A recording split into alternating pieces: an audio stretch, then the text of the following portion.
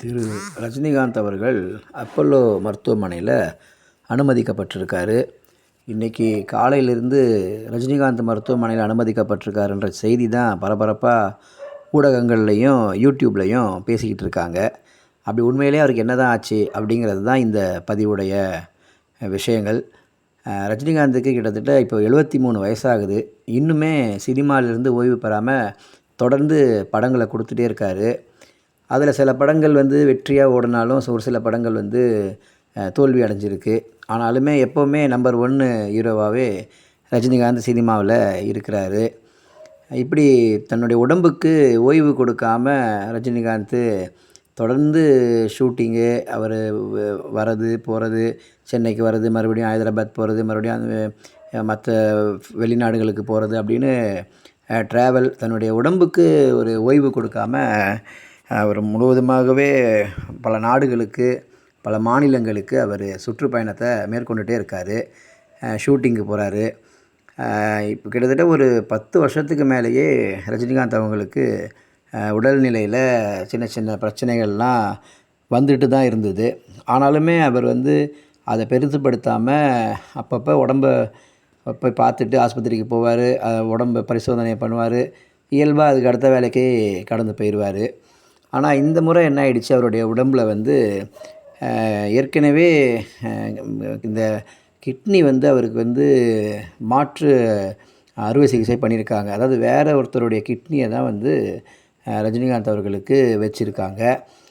அதுக்கு பிறகு அவர் நடுவில் கொஞ்ச நாளைக்கு முன்னாடி மூச்சு விடுறதுல சிரமம் ஏற்பட்டிருக்கு. இப்படியெல்லாம் பிரச்சனையோடு தான் மருத்துவமனையில் ஏற்கனவே முன்னால் ஒரு முறை அவர் அனுமதிக்கப்பட்டிருந்தார். அதையெல்லாம் சரிப்படுத்தி மறுபடியும் இயல்பு நிலைக்கு திரும்பினார். ஆனாலுமே கொரோனா அந்த காலகட்டத்தில் அவருக்கு உடல் ரீதியாக பல பிரச்சனைகள் இருந்தது. இப்போ சமீபமாக நேற்றைய தினத்தில் அவருக்கு திடீர்னு ஒரு வார காலமாகவே உடல்நிலை ரொம்பவுமே நாளுக்கு நாள் கொஞ்சம் மோசமடைகிறத அவர் உணர்ந்திருக்காரு. ஏன்னா எப்போவுமே சுறுசுறுப்பாக இயங்கிக்கிட்டே இருப்பார். அவருடைய நடையாக இருக்கட்டும், அவருடைய எல்லா ஆக்டிவிட்டியுமே ரொம்பவே வேகமாக இருக்கும். ஒரு 73 வயசு இருக்கக்கூடிய ஒரு முதியவர் இந்த அளவுக்கு வேகமாக நடப்பாரா அப்படின்றதெல்லாம் பெரிய சந்தேகம்தான். அவருடைய நடையிலையும் சரி, அவருடைய செயல்பாடுகள்லையும் ஒரு சின்ன மாற்றத்தை கூட பார்க்க முடியாது. 40 வயசு 45 வயசில் எப்படி வேகமாக நடந்து சினிமாவில் நடித்தாரோ அதே போல் தான் இப்போயும் 73 வயசுலேயும் நடிகர் ரஜினிகாந்த் அதே வேகத்தோடு செயல்படுறாரு. ஆனாலுமே இப்போ இன்றைக்கி அவர் மருத்துவமனையில் அப்பல்லோவில் அனுமதிக்கப்பட்டதுக்கு பிறகு மருத்துவமனை நிர்வாகம் தரப்பில் ஒரு விளக்கத்தை கொடுத்துருக்காங்க. ரஜினிகாந்த் அவர்களுக்கு என்ன உடல்நிலையில் பிரச்சனை அப்படிங்கிறத பற்றி. அப்படின்னா அவருடைய இருதயத்துக்கு போகிற அந்த இரத்த நாளங்கள் இருக்குல்ல, அந்த நாளங்களில் வீக்கம் அடைஞ்சிருக்கு. அந்த இரத்த நாளங்கள் வீக்கம் அடைஞ்சதுனால அவருக்கு உடல் அசௌகரியமான ஒரு சூழ்நிலையை அவர் உணர்ந்திருக்காரு. அதனால் காலையில் இன்றைக்கி சொன்னாங்க, மாலையே அவர் வீடு திரும்பிடுவார், இல்லைனா நாளைக்கு வீடு திரும்புவார் அப்படின்னு சொல்லியிருந்தாங்க.